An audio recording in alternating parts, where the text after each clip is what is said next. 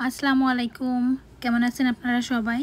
আশা করছি আল্লাহর রহমতে সবাই অনেক ভালো আছেন। আমরাও আলহামদুলিল্লাহ ভালো আছি। অনেকদিন পর একটা ভিডিও শেয়ার করলাম আপনাদের সাথে। আশা করছি পুরো ভিডিওটা আপনারা দেখবেন।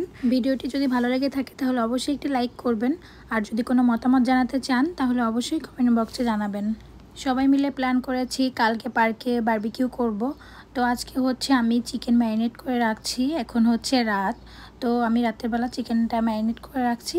আর কালকে হচ্ছে পার্কে নিয়ে যাব। কালকের পিকনিকে 4 থেকে 5 ফ্যামিলি আসবে।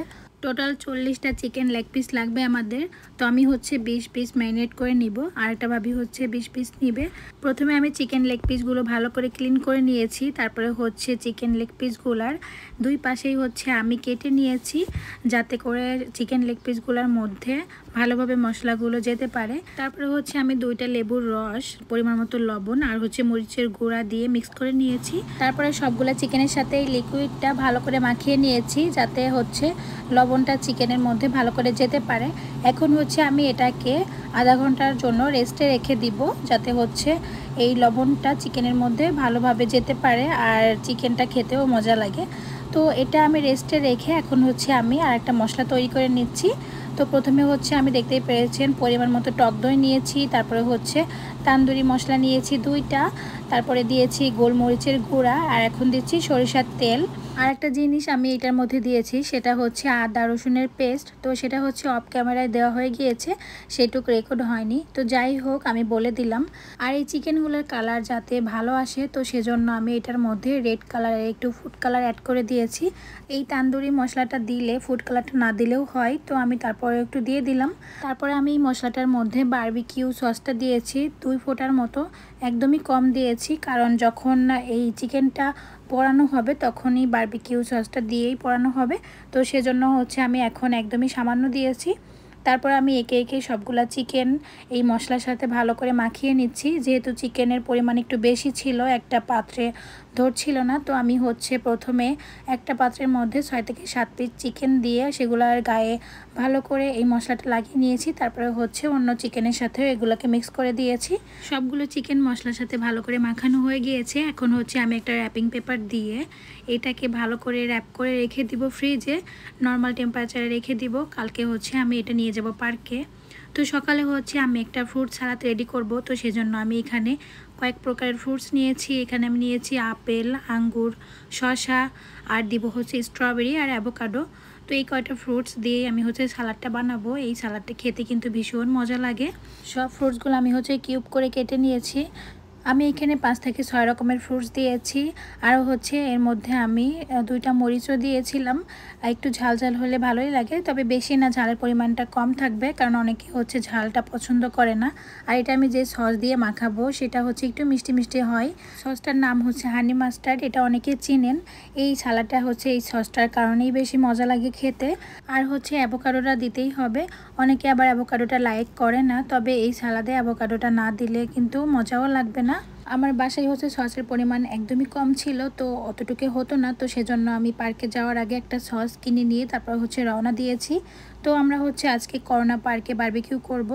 আর এই তো পার্কে চলে এসেছি। আসার পরে হচ্ছে আমি প্রথমেই সালাদটা মাখিয়ে নিচ্ছি, কারণ সবাই চলে আসছিল। তো এখনই হচ্ছে সবাই সালাদটা খাবে। আর এটা হচ্ছে যখন খাওয়া হয় তখনই মাখালে ভালো হয়, কারণ এটার মধ্যে তো সল্ট দেওয়া থাকবে। আগে থেকে এটা মাখিয়ে রাখলে হচ্ছে এই সল্ট থেকে পানি বের হবে, তখন আর খেতে মজা লাগে না। তো আমি হচ্ছে এর মধ্যে পরিমাণ মতো বিট লবণ, পিঙ্ক সল্ট আর হচ্ছে হানি মাস্টার্ডটা সব কিছুই দিয়েছি। তারপরে হচ্ছে আমি 2টা চামচ দিয়ে এটাকে ভালোভাবে মাখিয়ে নিয়েছি। আর এদিকে কিন্তু চিকেন পোড়ানো শুরু হয়ে গিয়েছে। আগে থেকেই ভাইয়েরা চিকেন পোড়ানো শুরু করে দিয়েছে, কারণ চিকেন তো পোড়াতে অনেক টাইমও লাগে, আর চিকেন অনেকগুলো ছিল, মানুষও একটু বেশি। তো একদিক দিয়ে পোড়ানো হচ্ছিল আর একদিক দিয়ে খাওয়াও হচ্ছিল। গরম গরম খেতেই বেশি মজা লাগে।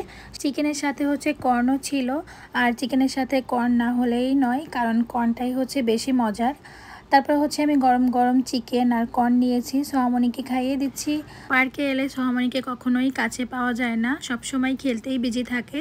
তো এখন একটু অনেক কষ্ট করে বসিয়ে কার্টুন দিয়ে তারপর হচ্ছে একটু খাইয়ে দিচ্ছিলাম, কারণ এখন যেহেতু সামার টাইম, তো ঠিক মতো না খেলে আবার অসুস্থ হয়ে যাবে।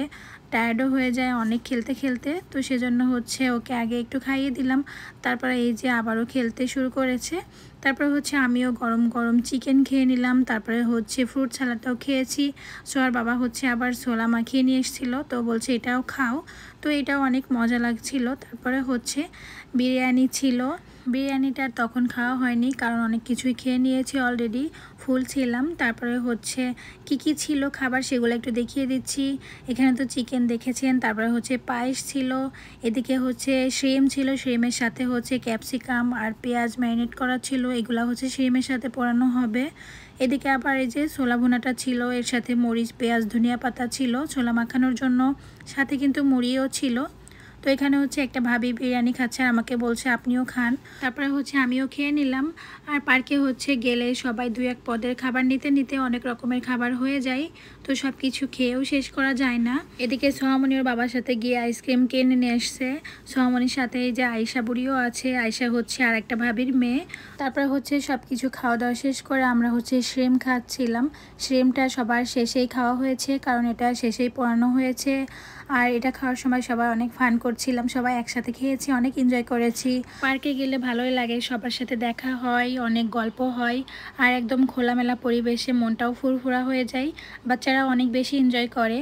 তারপরে হচ্ছে একদমই শেষে আমরা একদম পুরো পার্কটা ঘুরে দেখছিলাম। এই পার্কে অনেকবার যাওয়া হয়েছে, তারপরেও তো ভালো লাগে কারণ যেহেতু খোলামেলা জায়গা। আর বাচ্চারা এই যে বিকালবেলা হচ্ছে ঘুরে উড়াচ্ছিল। এখন আবার সোহামনি বলছিল যে সাইকেল চালাবে, তো এই সাইকেলের জন্য আবার হচ্ছে এদেরকে পে করতে হয়। এখানে ডাবল আছে, সিঙ্গেল আছে, যে যেরকম চাই সেরকম নিতে পারে। তো আমরা হচ্ছে সিঙ্গেল একটা নিয়েছিলাম, সোহার বাবা সোহা আর হচ্ছে আয়েশা তিনজনে এটা নিয়ে ঘুরছিল। তারপরে হচ্ছে লাস্টে আমাকেও নিয়েছিল। সোহার বাবা হচ্ছে আমাকে প্রথমেই বলেছিল তুমিও আসো, তো আমার তখন ইচ্ছা করেনি। তো লাস্টে আবার বললো যে আসো একটু ঘুরেও, পুরো পার্কটা হচ্ছে ঘুরে দেখা যায় এটা নিয়ে, কারণ অনেক বড় পার্ক, হেঁটে হেঁটে ঘোরা সম্ভব না। তো তারপরে হচ্ছে আমি একটু সাইকেলে উঠেছিলাম। এই ছিল আমার আজকের ভিডিওটা। আপনাদের কাছে কেমন লেগেছে অবশ্যই বলবেন। সবাই ভালো থাকবেন, সুস্থ থাকবেন, সবাই আমাদের জন্য দোয়া করবেন। আল্লাহ হাফেজ।